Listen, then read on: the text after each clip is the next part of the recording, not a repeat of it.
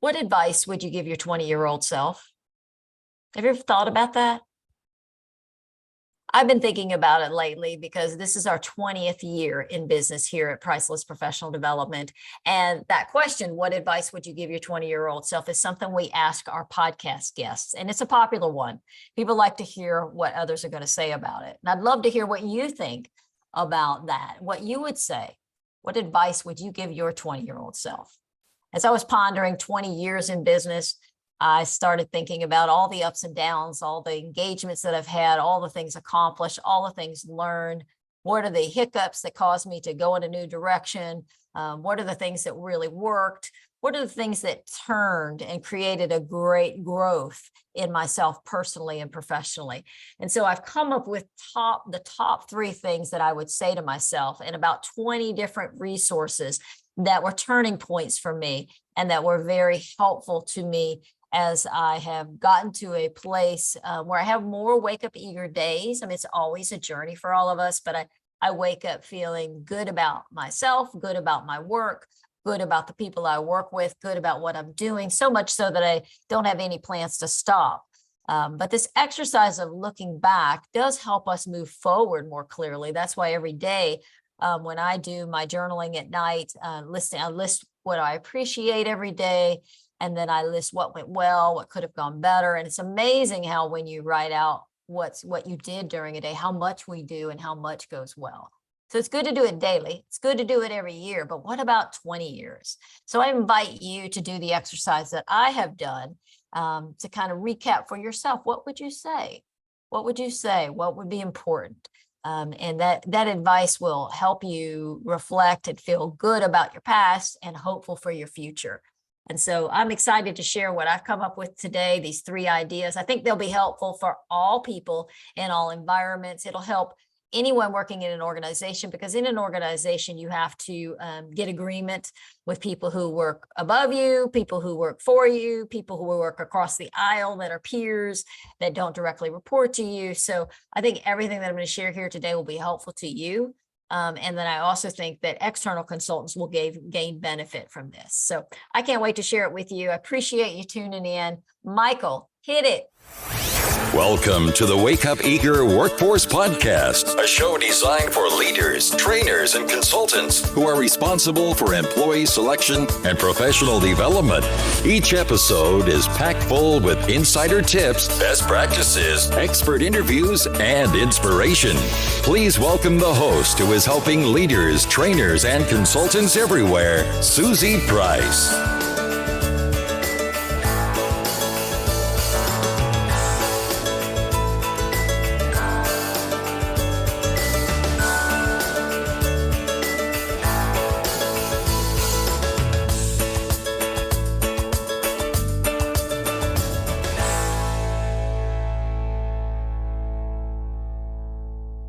Yes, as Michael said, this is the Wake Up Eager Workforce Podcast, and my name is Susie Price. I'm here to talk about top advice for your younger self. This is episode 83. The show notes for today's episode are at pricelessprofessional.com/advice. This is an audio show and a video show, so you might want to come watch the video if you want to see some of the tools and tips. We're also at the show notes page. We'll have the PowerPoint available so you can look at that and get more information. I'll skim through. There's a lot of tools that I'm going to share, and you might want to check back, have those links by going to the show notes, pricelessprofessional.com/advice. Now, we do have a directory of all of our episodes here at the Wake Up Eager Workforce Podcast, and you go to wakeupeagerworkforce.com and you can see that directory. You can also subscribe there, and you can give us a review, which would be very cool to have. If we get something helpful out of this or anything that we've done in the past, that helps people find us. So thank you in advance if you decide to do that. But you can go to our directory at wakeupeagerworkforce.com. I'm just going to tell you a little bit about Priceless, and then we'll be on to the episode. I won't hold you here very long. But in this podcast and in the work we do, we provide tools for the employee life cycle. And we're passionate about helping people stay engaged, stay committed, use their strengths, And so what we talk about is hiring, onboarding, team building, leadership development, succession planning, conflict resolution. We talk about all of that here at the Wake Up Eager Workforce podcast and in the work we do. And you can find our website, pricelessprofessional.com. We also train and certify other people, internal people and external people, internal to organizations or external consultants. We help you become an expert in the tools that we use, the DISC, Workplace Motivators, and TriMetrics. It's CPDA, CPMA, and TMEA. And so these are 6-week certification signature programs. They're self-paced. So you can take shorter than 6 weeks, longer than 6 weeks, or right at 6 weeks. We give you all the material and everything you need to become certified. And it's pricelessprofessional.com/certification if you have questions about that. So let's get into our episode. Advice to my younger self. If you're watching the video, you'll see a 20-year-old picture of me. Someone told me to get a headshot. I didn't have a headshot. And so that was the headshot that I got. And she's looking real confident if you don't know her, but if you know her, she's really concerned.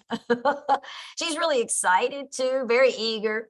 When I look at her, I think she had capability and interest.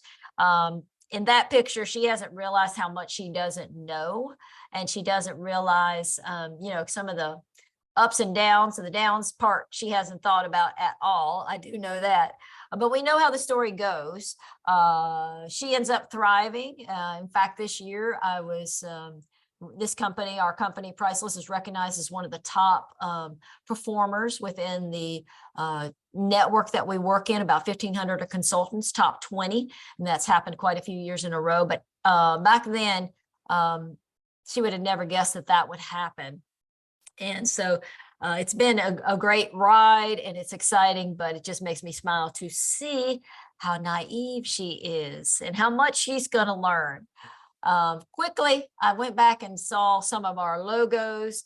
You can see very handmade logos in the first couple of years. When we have a professional who actually helps us make a new logo in 2008, we came up with the 5 Wake Up Eager habits.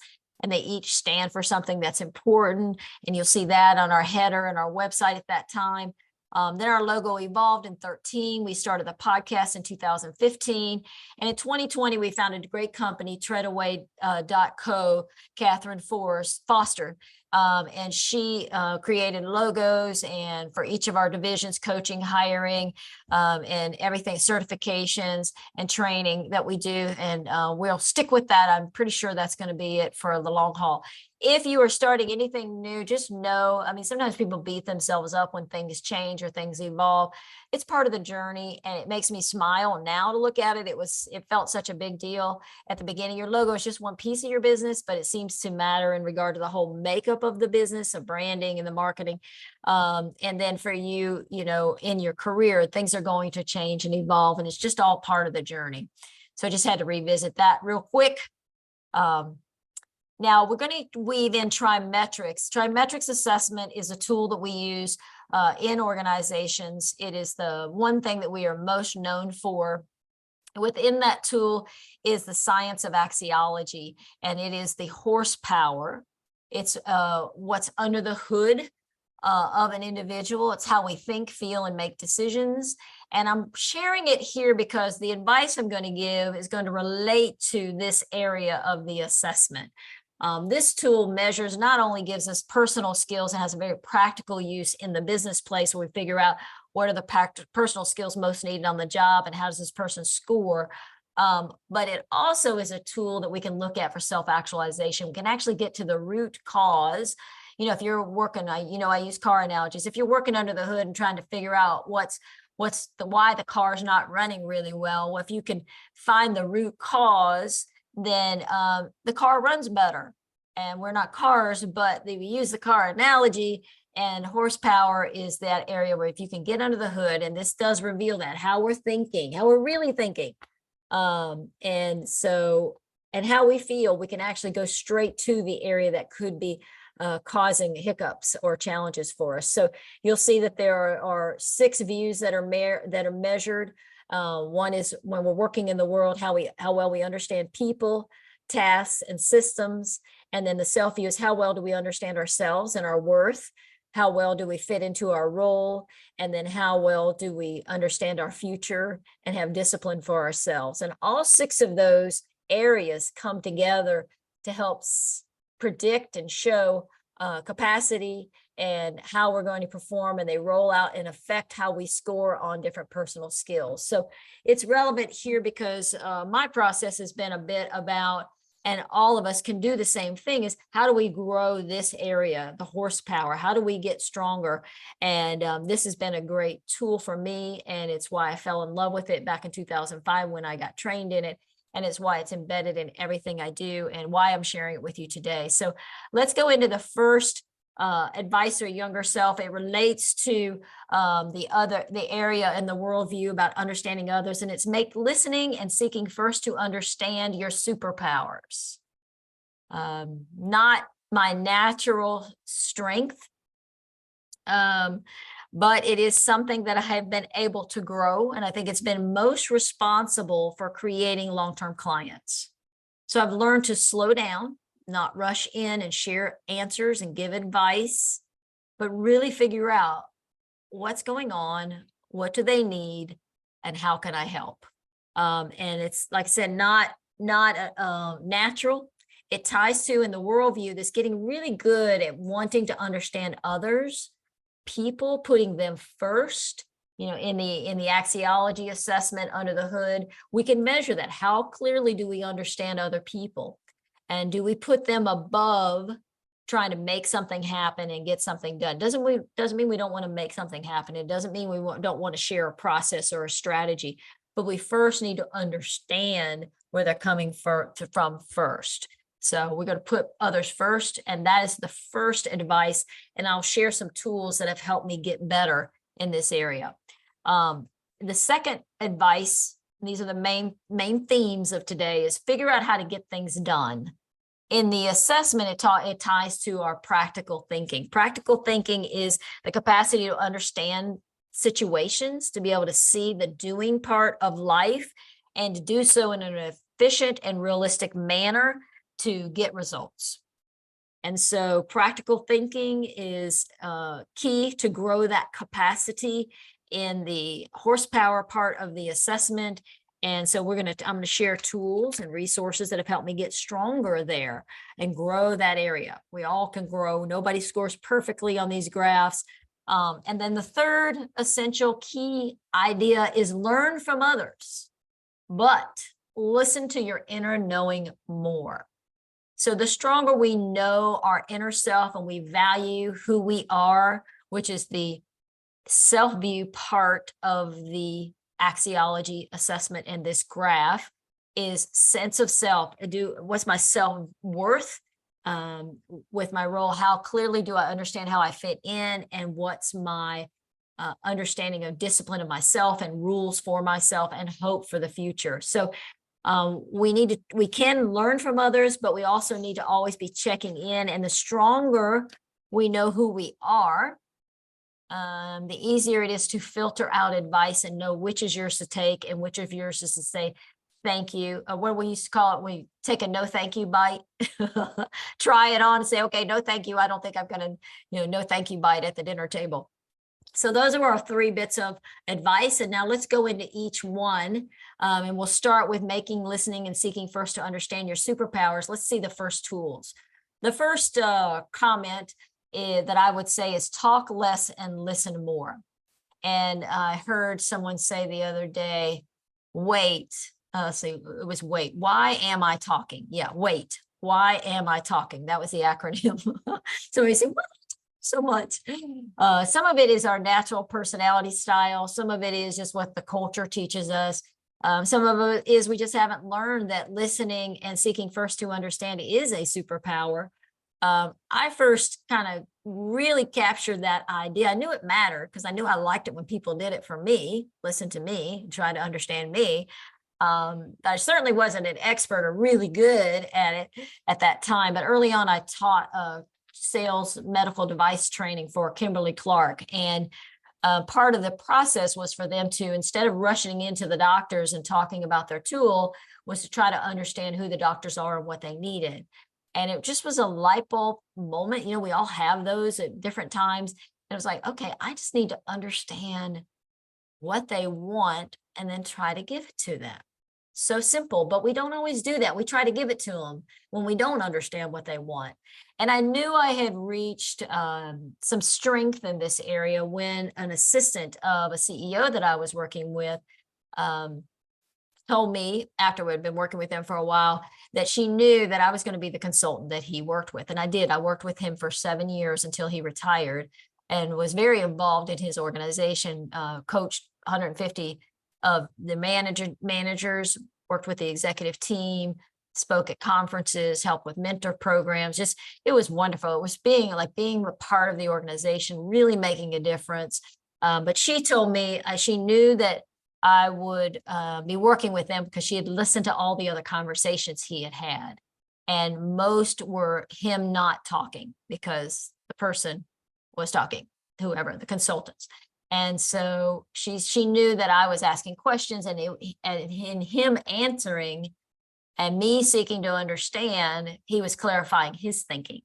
And so, and that was one of the greatest relationships I've had in this business. And when you think about that internally, if you aren't an external consultant, how well can you create that kind of dynamic with the organizations and that you support or work with, or the people on your team, so that you have that synergy where you trust each other, you want to work together, and you can help each other. You just can do better work when you understand. And to understand, we have to listen, and we have to be curious, and we have to ask. So, if I am personality wise, in my DISC style, that's a tool that measures how we communicate. And in the car analogy we talk about is how you drive is what people see. I am an assertive, fast-paced communicator. And I also, my drivers, what puts gas in my tank, which is another part of the trimetrics assessment, is I love knowledge and I like getting results. So those two together can sometimes make me very fast-paced and kind of urgent, and maybe not listen. It's not a natural strength for me. So if I can figure out how to talk less and listen more, anybody can. I'm always working on it. I don't have it perfect. In my personal life, I maybe do too much. But I try to manage who I am, because I know it's a superpower to make listening and seeking first to understand a superpower. So one thing that has helped is to always think about your horsepower as being greater than the DISC assessment. So oftentimes, if you're familiar with trimetrics, people tend to use the assessment, the DISC part, the part that talks about how you communicate, overuse it, over apply it, make it like a hammer, and say, well, I just talk a lot. And they don't understand that they can grow their horsepower and they can manage their strengths. Our strengths become our blind spots because we overuse our strengths because we're unaware of them sometimes. So I did an episode on the weaponizing of the DISC assessment, talking about this. So if this is curious to you and you've always thought, your style is you're just that way and there's nothing you can do about it. I hear it all the time from people who teach the DISC assessment. It's like, no, we teach it so that we can learn to manage it. And we are not just our style. It's so much more than that. It's so much more. Our acumen, our emotional intelligence, what drives us, our motivators all matter. They all three matter, but the others matter more. And the weaponizing of the DISC assessment podcast episode, if you want to listen to it or go read the transcript, is pricelessprofessional.com/weapon. As is the one word keyword, pricelessprofessional.com/weapon. Now, this is a process that I learned that has helped me make listening better. So I get the 5 Ps. There's 5 Ps that you want to know before you move forward. If somebody calls you in and they want you to work on a project, whether it's your boss or it's another department, you want to figure out the purpose. You want to figure out the product. What do you want when it's all done? Get the clarity. You ask questions, make sure you understand each of these questions. And I've got sample questions next to each one of the Ps. Then who's going to be involved? That's participants.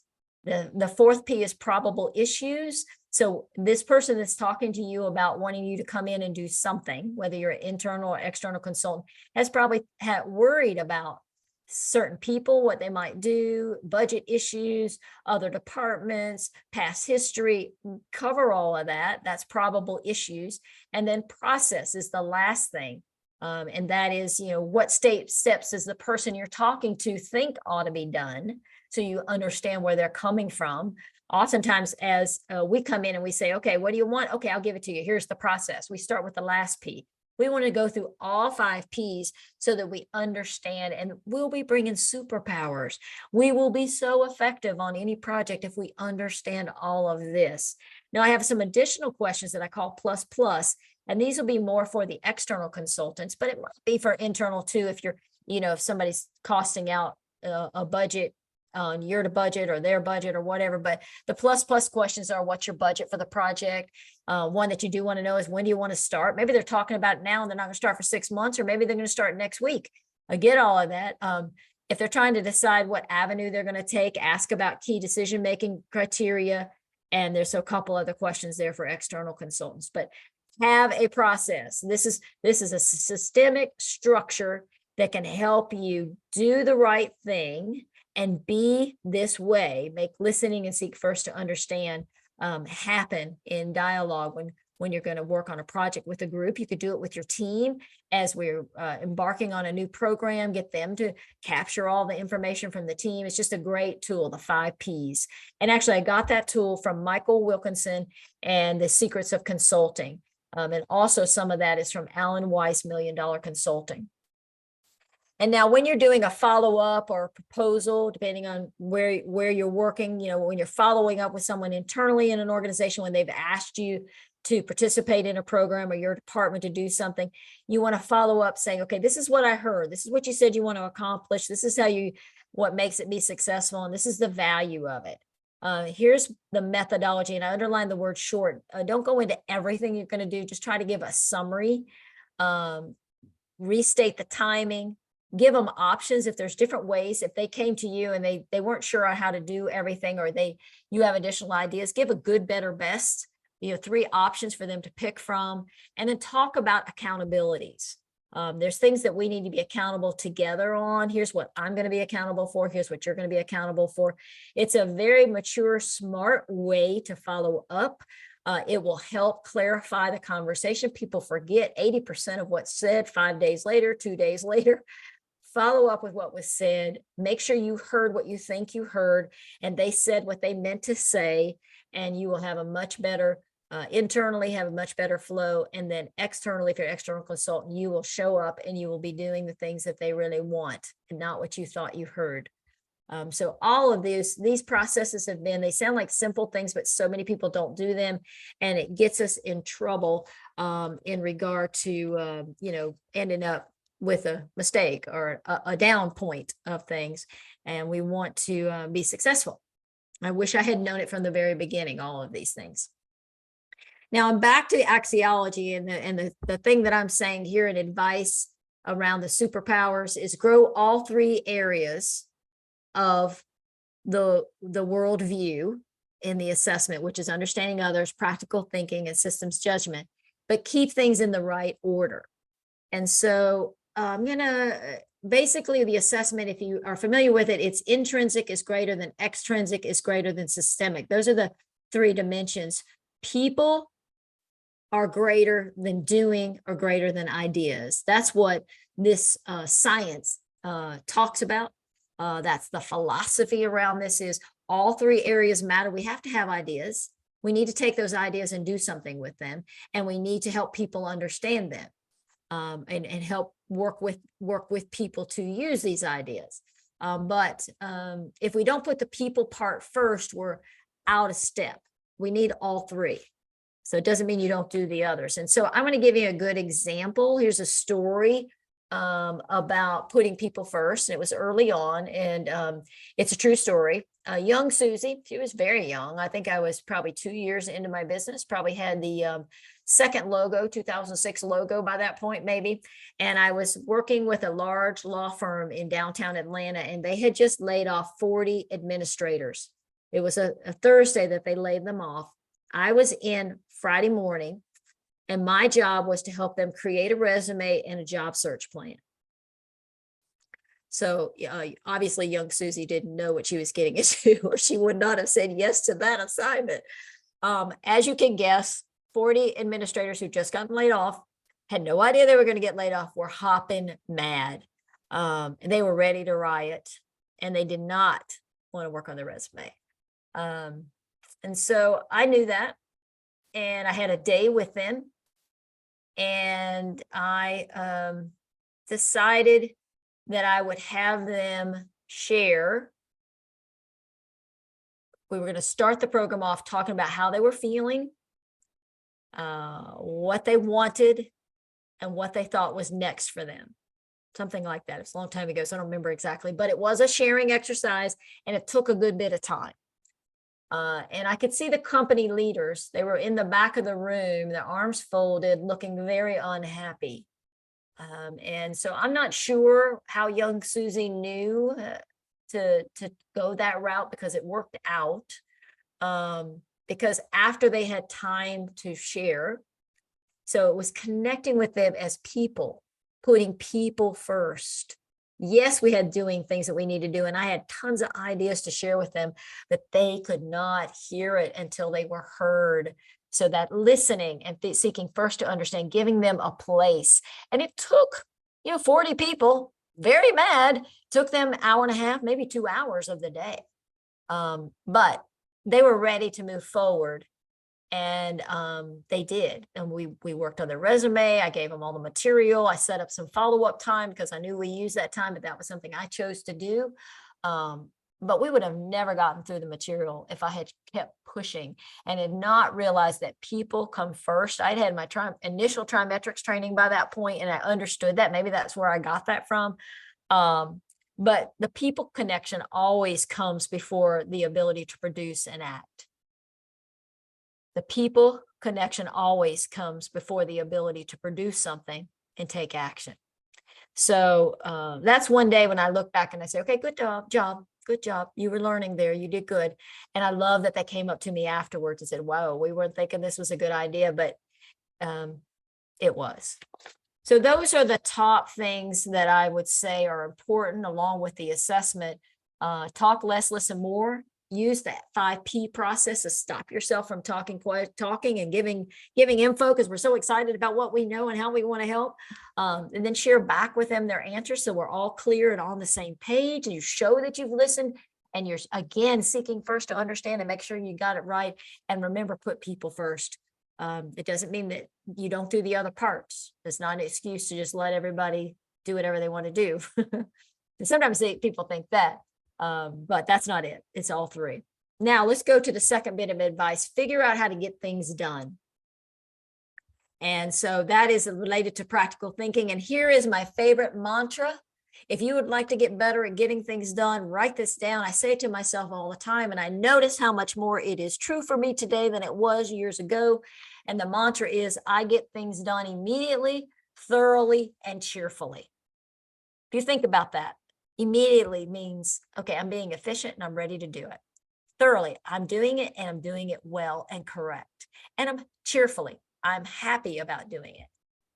That relates to the practical thinking on the dimensional balance page graph, and the book that helped me organize, process all the things coming to us.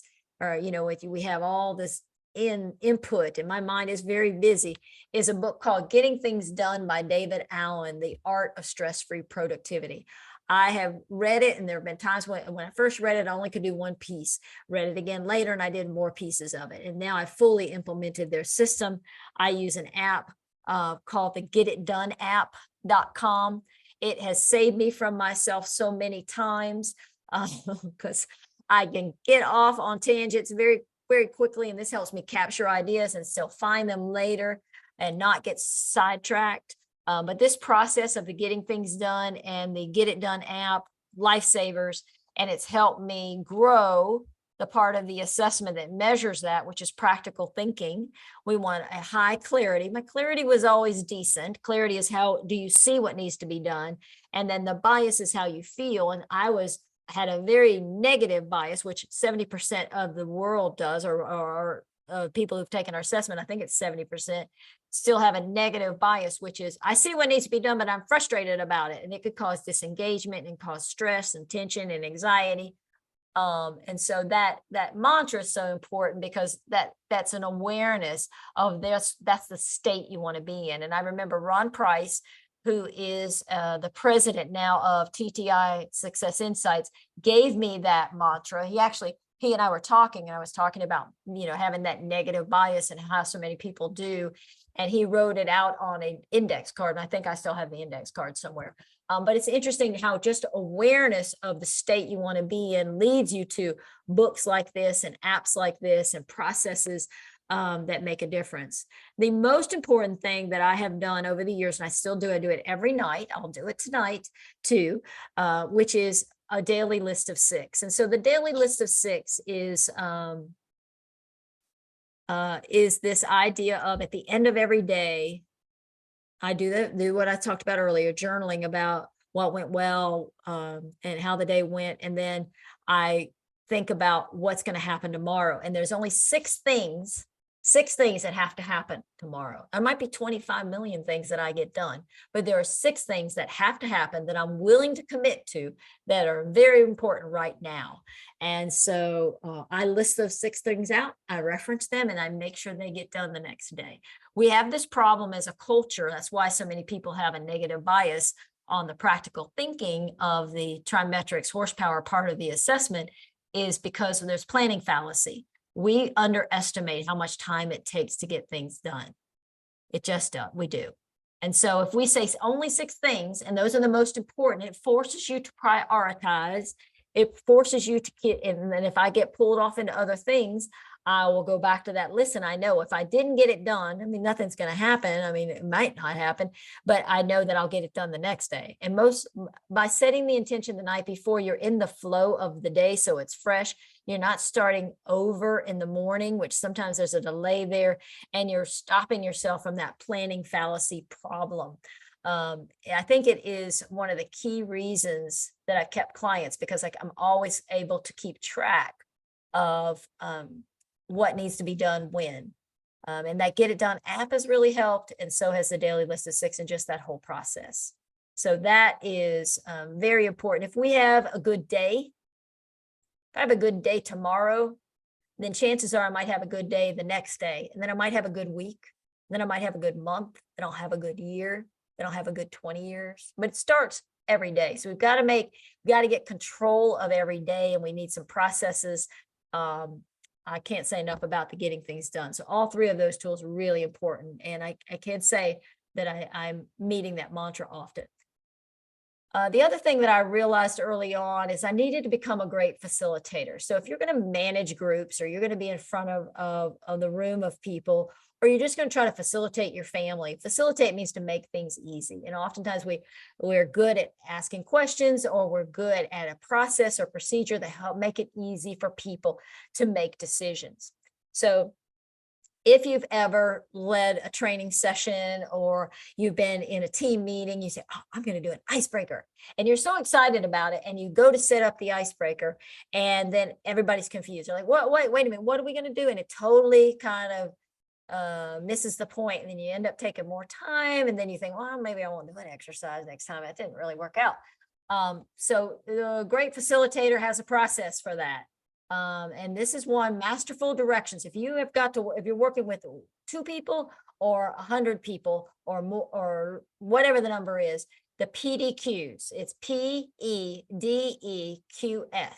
The main parts of it are the capital P. You share. Here's how you give masterful directions on anything. Share the purpose of what you're about to do.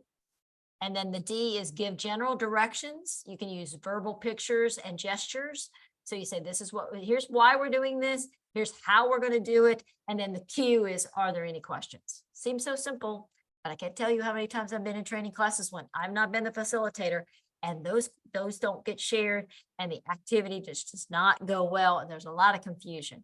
So if you want to figure out how to get things done with groups, use the PDQ. You can get the slide here, and it'll give you, there's some additional parts to the questions, to this process, but PDQ, good thing with groups.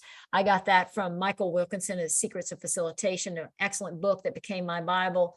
I took it everywhere with me for 5 years at least. It's torn, its pages are turned down and used, and I've used all those processes, and I just kept it with me until I could know the processes inside and out. The other thing is if you ever ask it, you say, okay, I've got flip charts up here, and I am going to get everybody together. I'm going to ask a question. I'm going to get their input because I'm seeking first to understand. I'm listening. And you ask your question and it's crickets. Everybody just looks at you and you think, oh, hey, this isn't working. Or maybe it's a quiet group and there's crickets. So we want to move from, hey, tell me your inputs for such and such, to building an image, extend the image, and ask the question. In the Secrets of Facilitation, they call it a type B question, which is you're getting people, instead of coldly asking them a question, you're getting them to think about the area, think about our scheduling process, and think about how it currently works, and think about what you like about it, what you don't like about it. And then now I want you to think about last time you used the process, what worked, what didn't work. Now, what would you say are the inputs or the most important part of the scheduling process, or whatever the question is? I just did it on the fly. I usually, when I'm facilitating anything, I will write it out, but you want to build the image and then ask your question. A great facilitator does that, and it may look informal, but when it works, when people give you input, you've asked a good starting question. So that's a little big thing that shows up. And then the third thing about figure out how to get things done is give them more than they expect. And I'm showing here a book called The War of Art, Break Through the Blocks and Win Your Inner Creative Battles. That is a book I've listened to many times. I do it on Audible. It's by Stephen Pressfield. And what he talks about in there is so many important things, but that where it comes to us is he really talks about, instead of being an amateur, be a professional. And he says here, the difference between an amateur and a professional is their habits. An amateur has amateur habits. A professional has professional habits. We can never free ourselves from habit, but we can replace bad habits with good ones. And so what I would say to you is don't think like an amateur.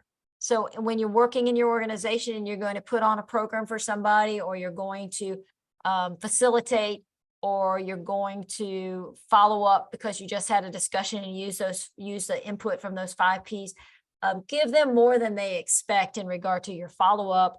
When I'm doing a presentation, I script everything out. I just do more than they expect, and you will feel like and look like a pro. But people that you would think about who you work with, it's more like a pro and less like an amateur. And so that book is a really good book. One of the things that we do is, I did this recently with a client. This is a program that we delivered for them, and we provide a page of all of their resources.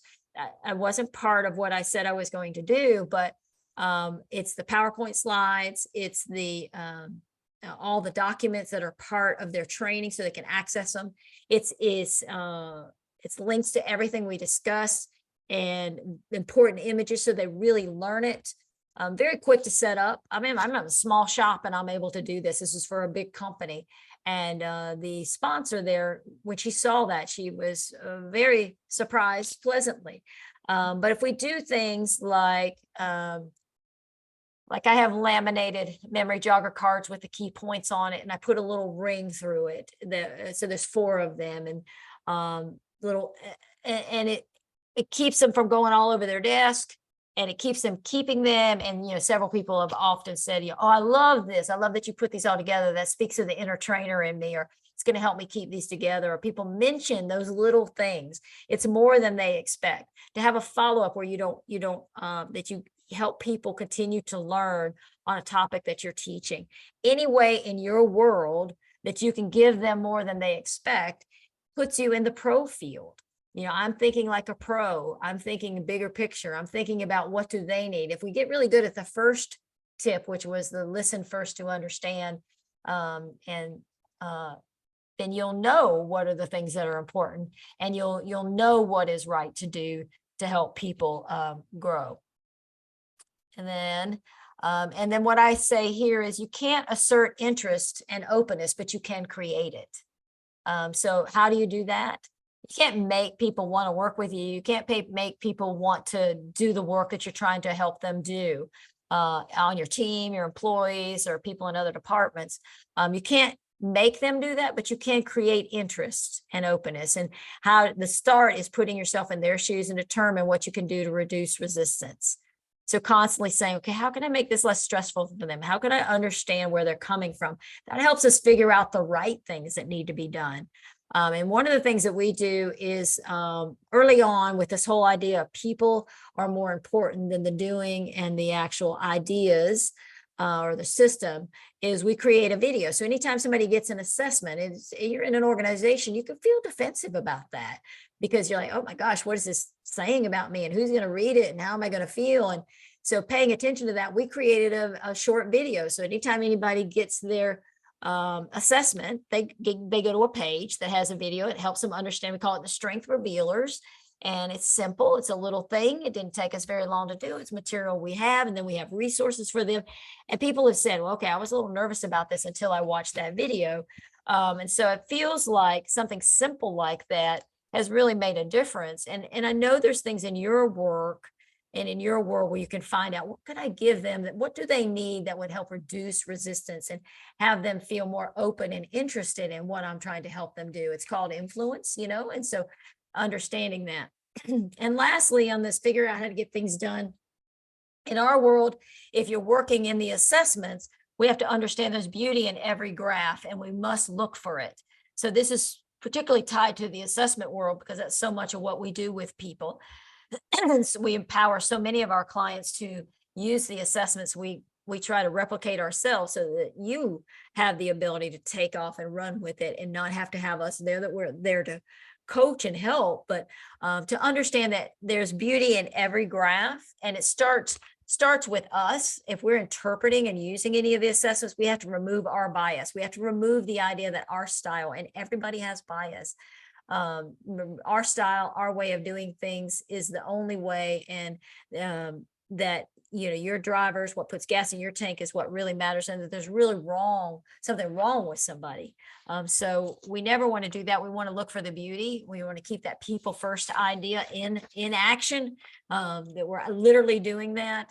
And that, basically if you're using the assessments or having a deep conversation with someone, it's their life. And so we want to do no harm. Now, there is beauty in every assessment. I want to make a caveat. If we are using the assessment for hiring, we are going to be more objective because our purpose in using it for hiring is to see whether they're a fit for the job. It's only used less than 30%. So we're going to give you very direct feedback about where the person fits, where they might not fit, what could potential gaps be, and interview questions you can use. And here's where you should follow up and you should think about these things. Once they're on board, we put on a different hat, and you will do the same thing. If you're using the assessments in your business, you're going to coach, you're going to figure out, okay, help me understand this person so that I can help them be more effective. Let me use the tools to help them do that, and use the training tools and so on. We're a little bit more subjective in that way. So this coaching process that we stumbled upon really works. And so if you are coaching or you're talking to somebody when you're onboarding, if you have an assessment, this is a great process. It works every time. It's the process I use.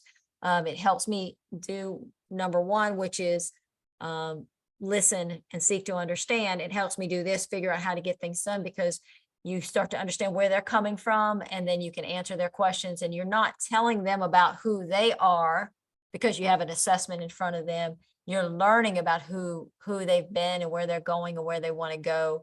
And it gives you the ability to speak more directly when you understand these questions. And you'll have to look at the slide. I'm not going to read what's on here, but come over to pricelessprofessional.com/advice and look at the figure out how things get done page, and you'll see the coaching debrief conversation process. It works every time. And it's a great start. A lot of times people are uncomfortable with, how do I debrief this assessment? What do I say and how do I do it? And this process of asking them questions And then you sharing input is a process that can be replicated in everything. And I just have a reminder on the page about how important the acumen assessment is above the motivators, above the DISC assessment. So figuring out how to get things done covers all three areas of the worldview of the axiology horsepower assessment, which is growing our skills in understanding others, in practical thinking, which is getting things done, and systems judgment, understanding the big picture. And so the four things we covered is I get things done immediately, thoroughly, and cheerfully. That's the mantra. We want to become a great facilitator. We want to give them more than what they expect. And there's beauty in every graph. Look for it. And that ties to how to get things done. We're coming into a close here for our last one. And this advice to my younger self is learn from others, but listen to your inner knowing more. And in the horsepower assessment, we're talking about self-view. And so let's look at some of the things we've talked about here. I want to remind you that everybody has opinions. So we can learn from others, but understand that their opinions are they are their opinions. I found this quote by Mark Twain. I'll read it to you. Loyalty to petrified opinion never yet broke a chain or freed a human soul. So people get, I've heard it referred to as cognitive rigidity. They get rigid in their opinions. I know what I know what I know. But opinions shared too quickly can make unnecessary the human standing in front of us. And so Twain's trying to tell us that, we never made anything better if we had a petrified opinion. And so that was a big knowing for me. I do like people and I do ask a lot of questions and I'm really curious. And I've had different mentors over the years that have meant a lot to me. Some of them I adopted, I made them my mentor. They weren't really officially a mentor, but I liked who they are and what they said. And I had to learn that not everybody has learned to talk less and listen more. And most people don't mean to act like a know-it-all. They just know what they know. And people like to give advice. And so that's okay. So no judgment. But some of the opinions that I've gotten over the years, these quickly came to mind as I was doing my little review of the past is my name of my business, Priceless Professional Development. My early on mentor is a senior consultant who taught me so much, but he said, that's too long. You can't go with that. Well, Priceless Professional Development because it ties to my name, has just been personally fun and professionally memorable. So that was an opinion that I'm glad I didn't pay attention to. People have said different things about you can't do your podcast the way you're doing it. Well, that's worked out really good. I'm always tweaking and learning, but and there's not just one way to do things. Everybody has an opinion about that. There's free virtual videos that I give to one key client. I don't charge them for them. But it felt like the right thing to do because they're a important client and I wanted them to know what they needed to know. And I just spent a lot of time on it and it's made a big difference. It's made a big difference in their use of the tools. They feel more effective. It's improved the bottom line. So the opinion was you should never do that. Well, that worked out. People have said early on, I remember one person in particular said, how do you think you can start a business? You don't have an advanced degree. Well, it's worked out okay that I don't. I wish I had. I wish life was different than it was up to this point, but I'm happy with the way things are and it has worked out. And that was an opinion that I got a lot of starting out. And here's one about a story I told earlier. You can't take an hour or two in a workshop of 40 administrators and allow them to vent and share with each other. Yeah, you can if you feel like it's the right thing. So that's a real journey about, learning from others, valuing their opinion, and then valuing what you know more. And usually we just need to sit back and just remember that everybody has opinions and then work our way through whether those opinions are for us. That has definitely been a journey. Learn to say no to everything but the essential. This was amazing book. It's called Essentialism, The Disciplined Pursuit of Less. I try to read or listen to it every year. Greg McKeown is the author, and it is amazing. I listened to it on a plane ride, and I was just buzzing with it the whole time. The two questions that really stood out and I think about a lot is, if I could truly be excellent at one thing, what would it be? And what I knew was that I wanted to embed trimetrics into every area of my business. And I had known that it was the future, and I was very involved in it, but I was dabbling in a lot of other things that were pulling my attention away from it. And so, trimetrics to me is the tool that helps people self-actualize, that helps people get what they want in business.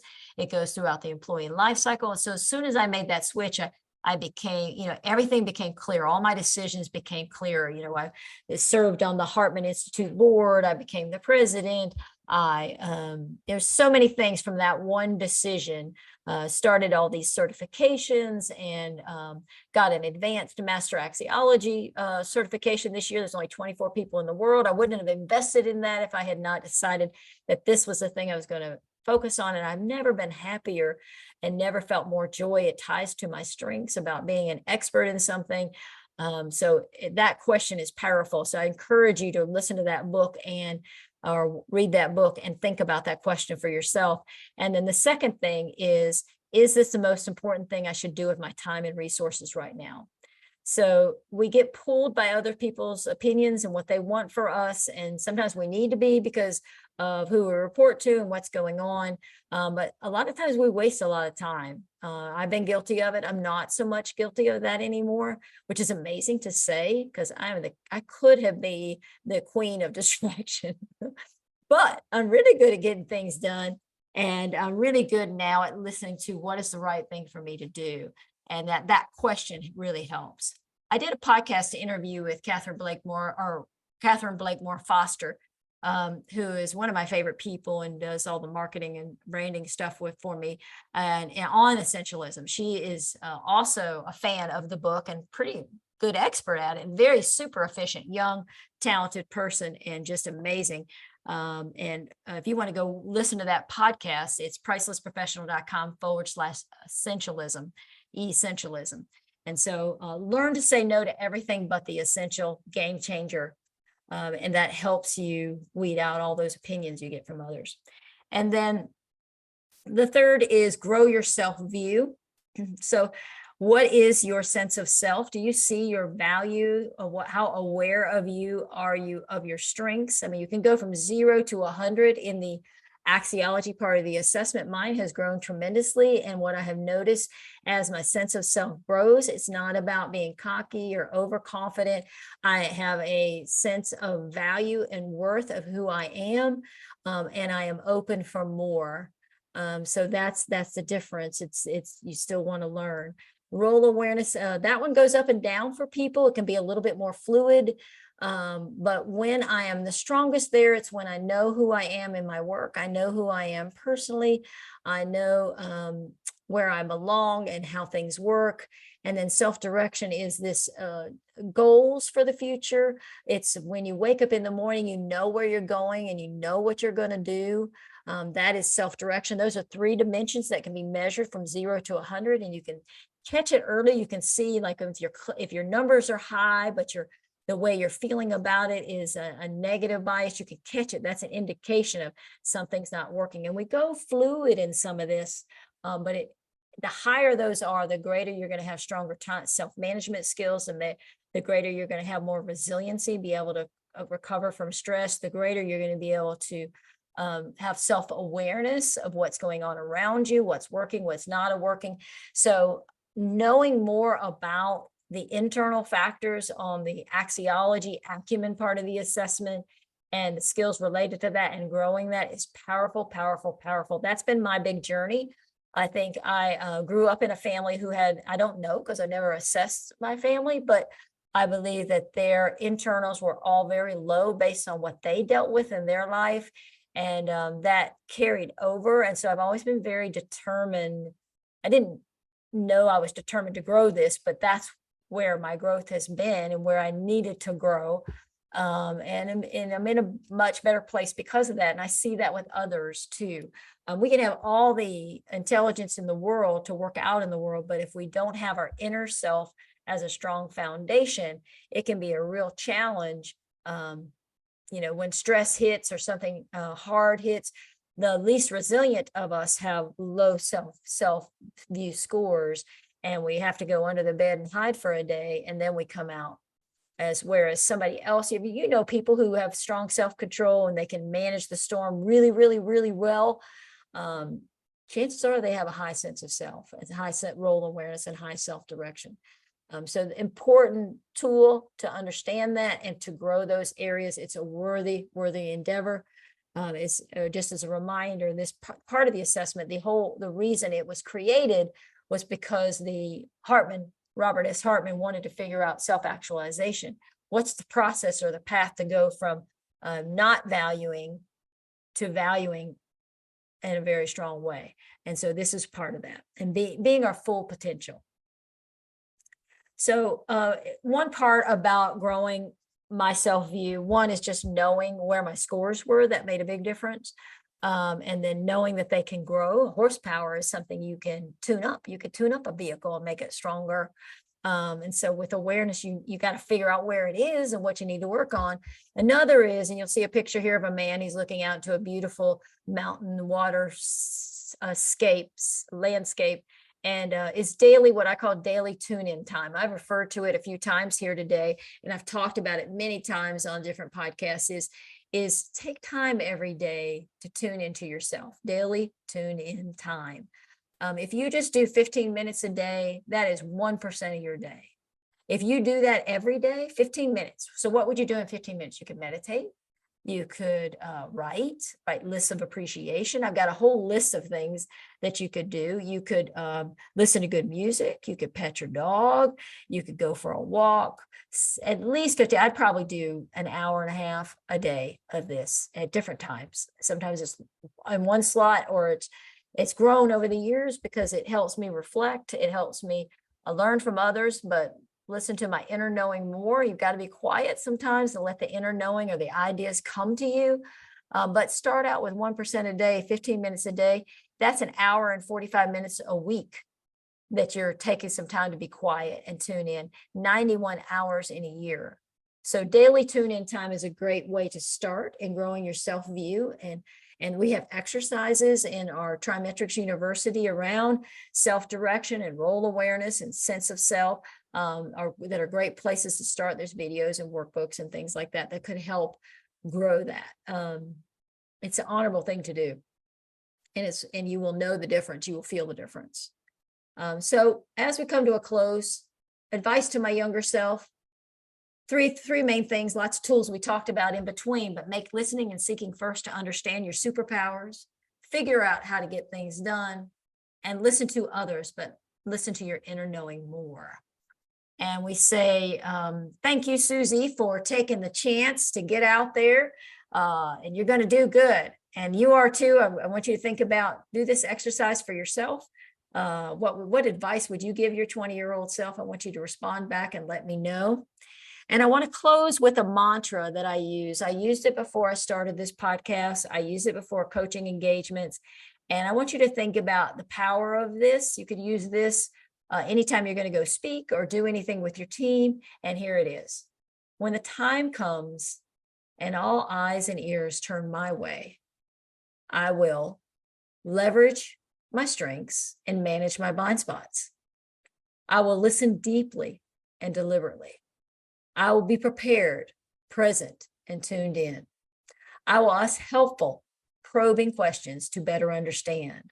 I will seek to offer meaningful insight to help those who want to move forward do so.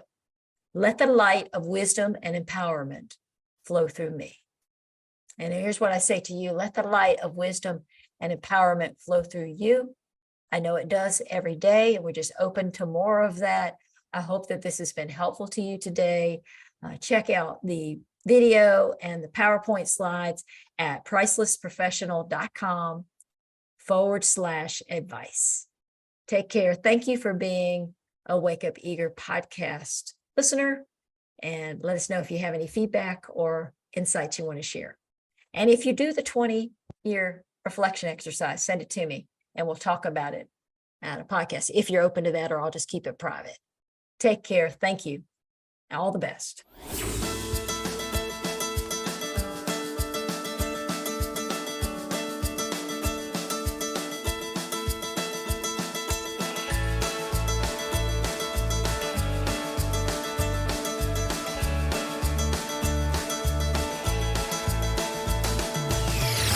This episode of the Wake Up Eager Workforce Podcast was brought to you by Priceless Professional Development. Thank you for tuning in. If you enjoyed today's show, head over to pricelessprofessional.com to gain access to more professional development resources.